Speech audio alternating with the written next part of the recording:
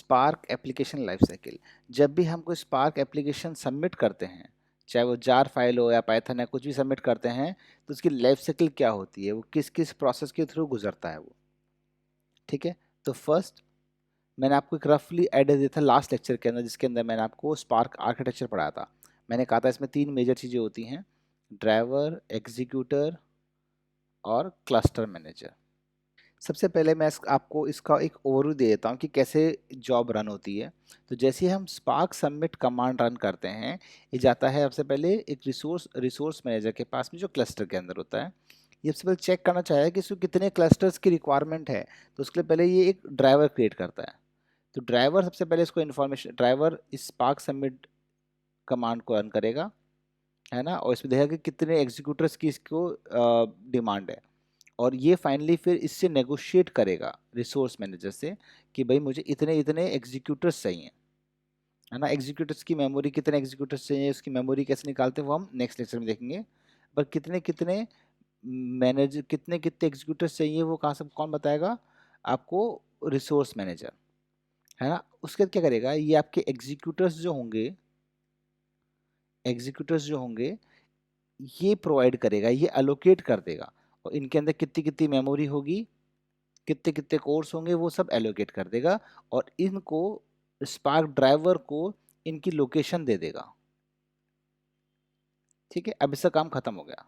अब क्या करेगा स्पार्क ड्राइवर जो है, वो इन दोनों, ये अपने आप एग्जीक्यूटर से कम्युनिकेट करेगा, और इसका जो जॉब है वो कंप्लीट कराएगा।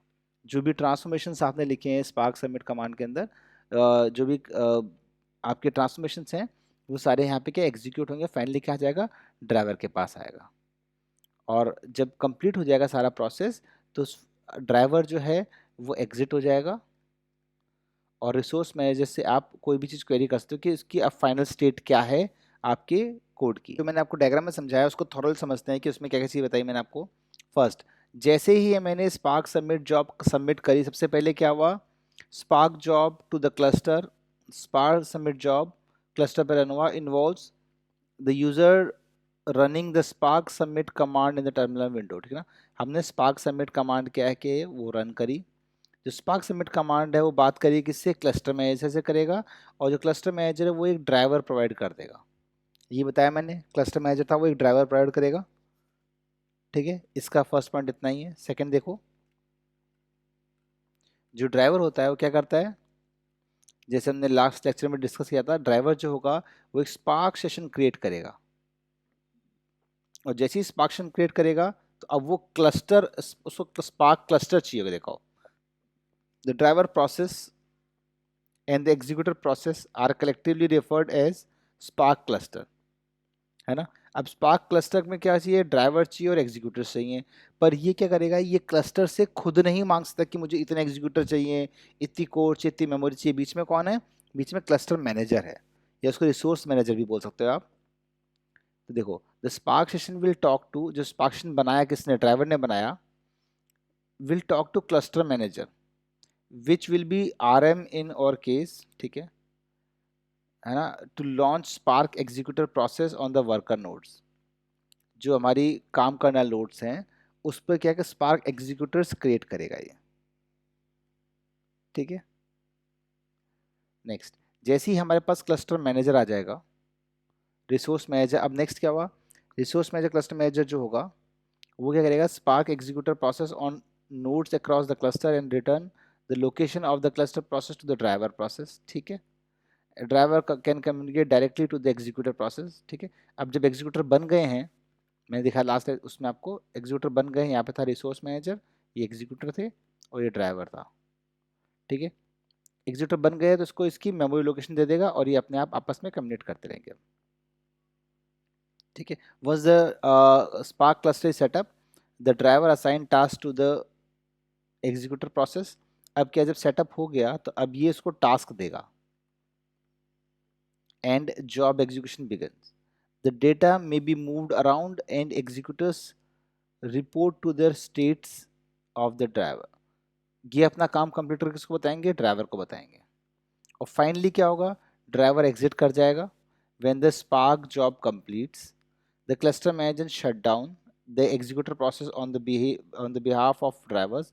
ये भी शट डाउन हो जाएंगे, ये भी लोकेशन फ्री हो जाएगी।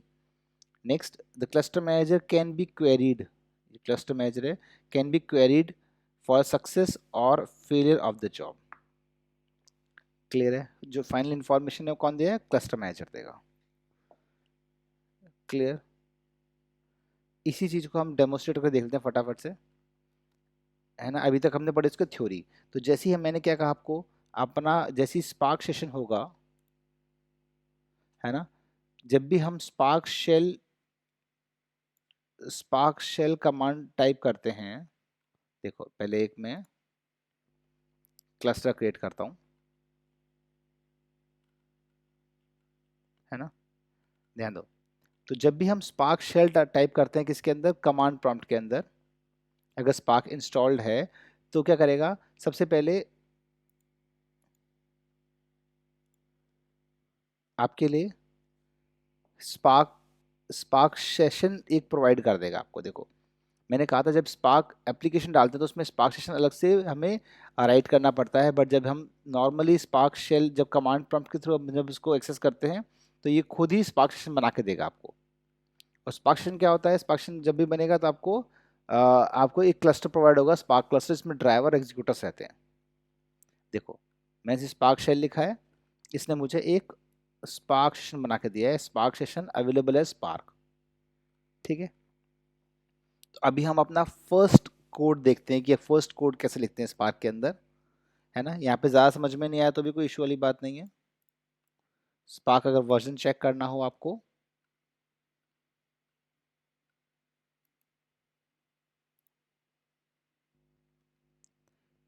तो हमारे स्पार्क वर्जन यूज़ कर रहे हैं हम 3.2.0। नेक्स्ट देखो, नेक्स्ट हमने स्पार्क के थ्रू एक फाइल रीड करी।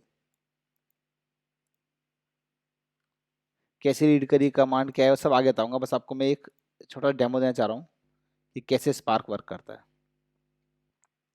ठीक है, तो अभी हमने क्या किया, एक वेरिएबल लिया है मूवी, इसमें हमने एक टेक्स्ट फाइल रीड करी है, और टेक्स्ट फाइल जो थी वो इस लोकेशन पे थी। CSV था इसलिए टेक्स्ट डाला है, नहीं तो यहाँ पे जेसन भी हो सकता है, पार्के भी हो सकता है, और कोई दूसरा फाइल फॉर्मेट भी हो सकता है। अब जो हमारे पास मूवी आई है इसको हम शो भी कर सकते हैं, इसके अंदर डेटा क्या है वो भी देख सकते हैं। देखो देखो, तो हम अभी क्या कर रहे हैं, हमने एक स्पार्क सेशन क्रिएट किया, और स्पार्क सेशन के बाद में उसके अंदर हमने एक फाइल रीड करी। फाइल क्या थी? वैल्यू थी। फाइल के अंदर CSV टेक्स्ट फाइल था, तो ये ऐसे फाइल रीड हुई। क्लियर? टोटल कितनी रोज हैं अगर वो निकालना हो तो कैसे करते हैं? टोटल इसके अंदर कितनी रोज हैं? 1285 रोज हैं। ठीक है, अब हम आगे देखेंगे कि अभी जैसे जब मैंने रन किया था इसके अंदर तो आपने देखा होगा कुछ स्टेजेस लिखी हुई आई थी।